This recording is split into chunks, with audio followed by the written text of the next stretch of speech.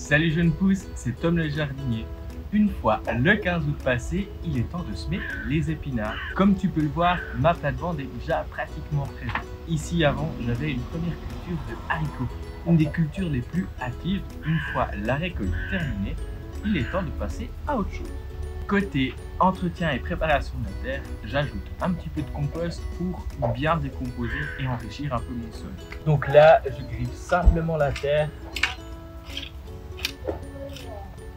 pour décomposer les éventuellement gros morceaux. Et si tu vois des mauvaises herbes, c'est le moment de s'en débarrasser.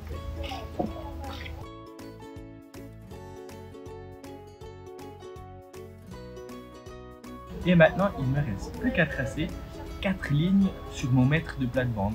1 mètre, c'est la distance assez idéale pour la plate-bande pour pouvoir travailler jusqu'au milieu sans se fatiguer et avoir mal au dos. Là, mes plates-bandes font 4 mètres de long. Ça fait un petit peu beaucoup d'épinards, donc je vais faire une demi-plate-bande. Si tu es dans une région assez caniculaire, je te conseille d'arroser l'intérieur de tes lignes déjà maintenant, pour créer un petit lit douillet déjà bien humide pour la germination de nos graines, c'est encore plus facile. Ici, moi, je vais prendre des graines d'épinards simples. Je choisis des variétés anciennes. La variété, c'est Butterfly. Je trouve qu'elle résiste assez bien à la chaleur quand on les sème au mois d'août pour la fin de la saison.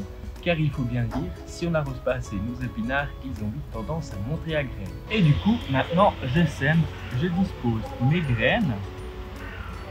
Allez, une graine tous les 1 à 2 cm. Tu vois, comme je te l'ai dit, avec une plate-bande qui fait 1 mètre de long, j'arrive déjà et facilement à atteindre le milieu de la plate-bande pour faire mon semis en gardant le dos le plus droit possible pour éviter les douleurs. Et maintenant, tout simplement, je vais reboucher mes lignes avec le râteau. Semer en ligne, ça permet vraiment de faciliter les récoltes. Et comme ça, en récoltant en ligne, on peut simplement couper les feuilles pas trop basses. Et maintenant, je plombe le semis à l'aide du râteau. Comme ça, la terre est en contact avec la graine.